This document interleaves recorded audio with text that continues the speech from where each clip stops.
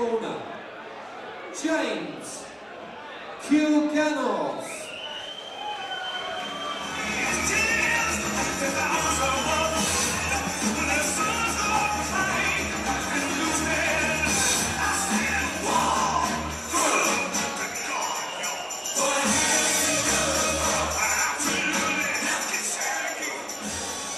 Ladies and gentlemen, please welcome his opponent into the blue corner, George Fosh.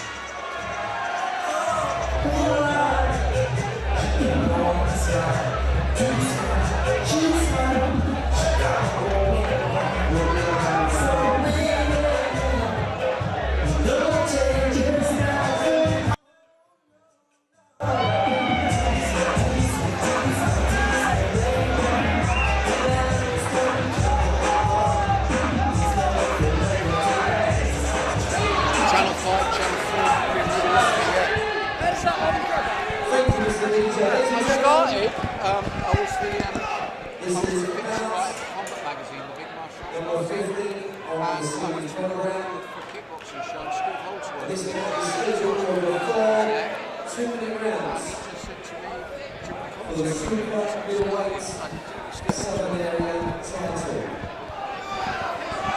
And the proudly sponsored by Escalation.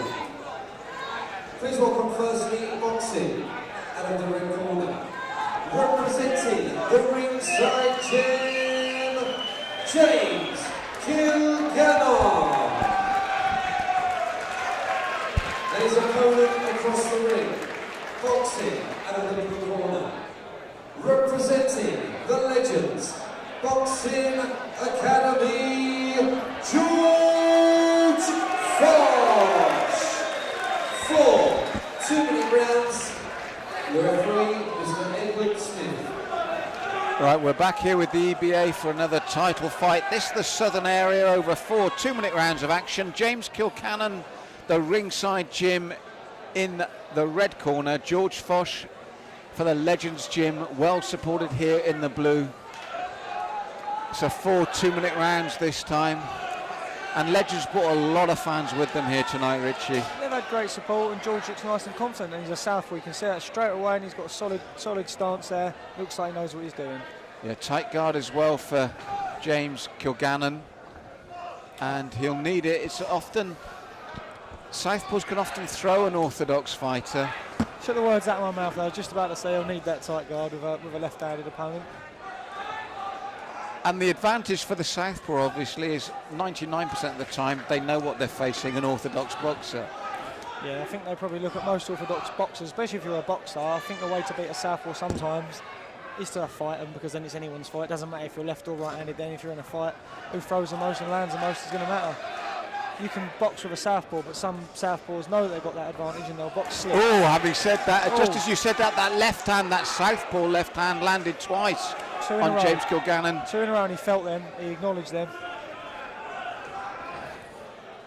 So good start here for George Fosh. I think Fosh knows as well. I think he's wise to that shot. He knows he can draw him onto something. Nice bit of skill, George Fosh, isn't he? He's nice and, you know, he looks confident, sit backs confidently, he's waiting for the counters. But James doing the right thing by putting the pressure on and making the fight happen. Someone's got to make it work. That's right, and James has just got to stick to his game plan. He can't be put off by the southpaw, although, as I said, it's difficult for him because George, as you said, I think he's got real skill as well, and he tucks up nicely in defence here. His elbows, again, as you say, nice and tightly in, and then responds the moment he gets the chance. James is doing a great job of getting inside where he does his best work as well. He's getting there, doing great work inside there, where George isn't doing as much work, so it gives him a great chance to do some work, although there, Fosh did land an excellent body shot. Well, I think this is what we're going to be looking at again, Richie, which we've looked at a number of times in the evening, is when a lot of the things are even. I just feel the stinging power comes from Fosh here, which could be the subtle difference between the two here. A couple of nice body shots to finish around. For me, that was a Fosh round. And again, James Kilgannon looked at his corner, shook his head as if to say, these hurt. Now, as you said rightly here, Kilgannon gets in well and works, as you said, nicely on the inside, showing some good stuff. He's great at getting in there. Sometimes maybe Fosh is happy to be there, but James is he's happy to have him there, and I think that's what he wants to do. Back him up, do some work. Don't let him use that southpaw advantage. And again, when you're against a southpaw and you want to land your own shots, that footwork, just getting those feet outside that shoulder of a southpaw is vital, isn't it? Yeah, it means a lot. If they've got their foot outside, they've got somewhere to go. They've always got somewhere to go. And you've got to remember the difference of where the shots are coming from. They're going to hit you with lead hooks, they're going to hit their cross straight through the middle. But also, coaches will always say, throw the right hand, left hook, back at them. But for me, I would have thought that the southpaw would know that that's coming. So I would feint a backhand and throw a jab. Yeah, you're right. I mean, it is that. I've been guilty of that myself. You say them straight right, left hook. But as you said, a southpaw will know that's their weak point. That's their weak, yeah. Or their open shots.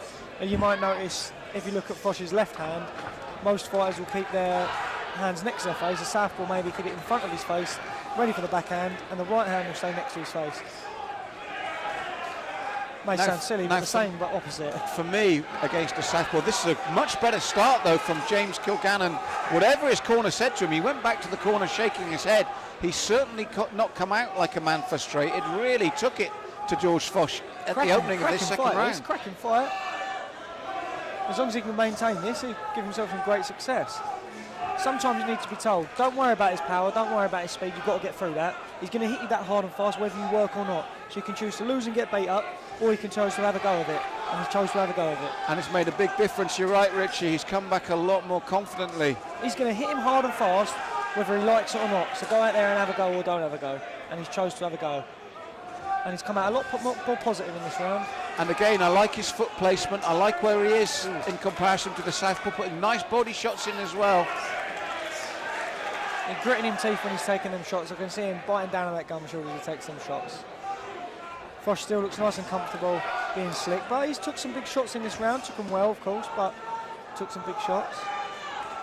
And I think for James Kilgannon, it's a real confidence boost because, as you rightly said, if you're going to go out one way or the other, and he's not been shown wanting or coming up short when he has retaliated, he's had his success as well. Yeah, but this is a great round for James. This is a great round for James. I think at the moment, I think he's edging it at the moment. I agree with you, Richie. I don't want to say and take away from him. I don't want to say and take away from him as Fosh comes back, but for me it was James' round. What he's doing when Fosh comes back is keep working, because he took a couple but is still landing. Having said that, he felt that big left again. That is the equaliser for Fosh. That southpaw left through the channel.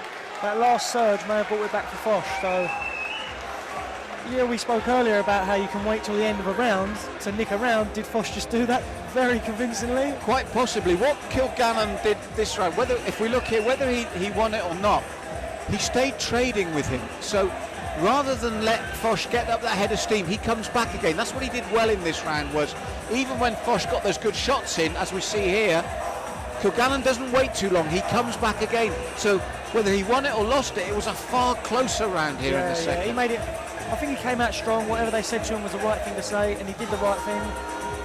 And for me, Fosh round 1, James round 2, I'd say he won 80% of the round, but what the 20 Fosh did win was a powerful 20. So this is the thing that we've seen before, Richie, is that power can be a great equaliser. And good work from variety from Fosh, but I really appreciate the way that Kilgannon stayed in the pocket and worked back, didn't let him get up ahead of steam. Are you giving James, would you say that was a James round then? I would say that, for me, I've got them one apiece at the halfway point. But again, we must stress, we're only on official scoring. There's 3 judges at the sidelines here at each part of the ring scoring officially. It's only an opinion, yeah. It's only an opinion. We hope it's an informed one with a professional boxer. I feel like we've been pretty close so far tonight. We haven't done badly, have we? I think we've got most of them pretty there or thereabouts. Yeah, that was low. George, he sucked it up. He looked to the referee, sucked it up. But this again, look at Kilgannon really doing what he needs to do here on the inside. And what they've done here immediately is planted their feet. Everything's heavy now, looking to push James out of the ring. But there's a different attitude to James, isn't there now? And he's happy to stand and trade. I feel like the more the fight's gone on, the more confident James has got. I felt like maybe going into it, they might have seen that Fosh had the more skill, but he's... George's cut, and I think the corner was saying that it was a clash of heads. I think they were saying it wasn't a punch, it was a clash of heads. And George's cut here, which would be a crying shame. It's on the outside of the eye, but it's long. And this would be a real shame, Richie, because that was bubbling beautifully at the beginning of the third here. It's becoming a good fight. Now, as you said, a very good corner. They're not making a huge fuss about it, but I don't think they're happy. I think they thought it was a clash of heads that did this. It's the length of the eyebrow, and the good thing is it's the side of the eye. It's not going to bleed into the eye, but as the adrenaline gets going again and the fight continues, it will bleed once more. We'll see. Hopefully we'll be able to get a clean view of it in a minute and see how bad it is. It looks to be the side, though. I'm sure I just see it was on the side. It is on the side, so. Richie, and it's a good place to be if it's going to be. But there again, you saw George clearly say it was a head. He came forward with the head. They've made it a head. The ref just said to the judges to tell them it's a head. But I'm glad this fight hasn't been stopped over it, because it's warmed up to be a nice battle. And I feel like James is doing the right thing to cut. I feel like the further the fight's gone, the more confident James is growing. I agree with you, Richie. And that cut will only give confidence to James. Now it's how George reacts to this. George might want to finish early because of it. But what I was going to say before that clash of heads is the thing that's been so noticeable is the way both of them have totally planted their feet for every shot. We discussed earlier about your variety of shots in terms of power as well. This third round, they've both planted their feet and looked for everything. And again, James been warned about his head again. You'd like to think there's not intent there, but George certainly felt that the first one... I feel like it's a clash of the styles. I feel like it's the styles. I don't know if any fighters really intentionally do that. Well, they were both... If you look at it, they both roll into their punches and look to come up again. And you've only got to roll the wrong way, especially when you're against a southpaw. And there's a chance your heads are going to clash like that. Oh, that was a beautiful shot. That's a shot. I talk about that shot a lot to all people. I always say to them, the uppercut up the middle is the one that's going to take your breath away. I think it was a slightly unfair count there, to be fair. He stayed there, maybe given the opportunity to make a decision. But that's... For me, that was his best round as well. That was the best, to me, that was the best punch of the fight so far. And again, two of them in a row. And George Fosh has been spurred on by that cut. As I said, it can do two things to a fighter. I think James has clocked onto that. He tried to throw two back there. I think he's gotten onto, that's what's going to get the damage. Well, what a superb third round. And for me, it was going back and forward. But the cut seemed to inspire George, because sometimes it can demoralise you. You can think, oh my goodness, it inspired George just when James was really getting the ascendancy. And if we look here, James was the one trying the body shots, but that was the best punch of the night for me was the shovel uppercut into the midsection from George. I thought James was winning the round up until he come back with a burst. That shot was a cracking shot. And he got the count, so there's no two ways about it now. That's a huge round for George Fosh. I feel James, rather than be demoralised, has got to come out in the fourth just like he did in the third. Yep, I don't think the fight's away from him yet. I think he could still stick it on him and make a fight of it. Hopefully he doesn't get disheartened from the count, and we'll see. But superb Southern Area title fight. Both these men very skilled, very durable. A great match. The styles have gelled brilliantly as well. They have, because at the end of that first round, when James went back demoralised to his corner, I thought this could be the beginning of the end, but he came out a totally different boxer in the second, and he's doing the right thing here. He's had the count, he's throwing the leather. Fosh is coming back. He can punch as well, so you never know. It's everything a crowd could want for Richie with these two men. Third and fourth, they've just planted their feet. They're going for it, and he got through with the left there, and he is having success. James is having great... Fosh seems to be, I feel like he's got an edge on the skill, but I feel like James he's got the grittiness. Not that Fosh hasn't, because he's shown that he has. James is gritty, he's come forward, and he'll battle to the end. Well, twice now he's landed to the midsection with that right hand. Fosh is coming back, and for the first time tonight we've seen the real importance of the body shots. Two men that really like to work the body. Fosh took two and caught two, landed two of his own there, and I think James is feeling them body shots. The thing is, sometimes with body shots, the ones that don't take your breath, they stiffen you up still. They stiffen your back, take away your head movement. And they take away your mobility as well, eventually, over the 4 rounds. And for me, this has been fascinating. These two men have really worked at a high pace, probably the highest pace tonight. Cracking fight. They should maybe do it again. And again, look at James trying to work the angles there, because that was just a slip. And from the back of the hall, it might look like a knockdown. That was a slip. But I like the way as well that both men are looking to work the angles. Just that little shift in balance, that little shift in your foot direction to get round the side. Yeah, massively. They've gelled great. These two have gelled so well in the fight. Fosh has had his nice movement, stepping round, but James wants to stand there and trade. It's been a great battle. Well, you saw there, maybe Richie, six. the shot to the body from Fosh as James threw the left of the head, and they're really putting real venom into these body shots now. Fosh knows he can hurt him to the body now, and he's been looking for that shot ever since. So, and he's hurt again, Richie. But real character from James Kilgannon. Well, credit to both boys there, credit to both men there. That was a cracking battle. I think that's fight of the night for me so far. We've had some really great fights tonight, but the variety of their work, the sheer determination to stay there and stand and trade, and the foot movement to get those body shots in, just those little subtle movements. And Billy Nichols has just said the same thing, fight of the night, and it's because of the intensity, Richie. Yeah, they were both so busy. Sometimes you get two styles that don't gel. Tonight they gel perfectly. Now, as a pressure fighter yourself, that's why this one must have appealed to you, the way both men stepped on the gas. What did he say? What did he say?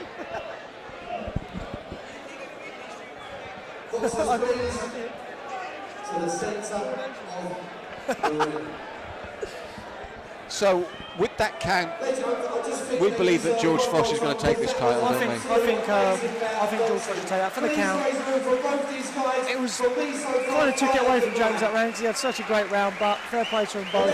Both go with their heads held high. Amazing rounds of EBA Boxing. We do have a unanimous decision, and that decision goes in favour of. So Lee giving me a hard time then. Corner and no EBA Super Middleweight Southern Area Champion. Super Middleweight. Fosh. And I feel the fight of the night there, and a worthy winner. Nothing to take away from James Kilgannon. And Richie, you had sympathy for him because you said he was hurt with that body shot, but maybe the count came a bit early. But that's not to take away from a great performance from both men. It's not to take away a great performance from both men. I just felt he got the count. If it was a big head shot, it was safe. It was a body shot. I felt that if you can get through a body shot, see how he reacts. One head shot is not as dangerous for me. But and it did turn the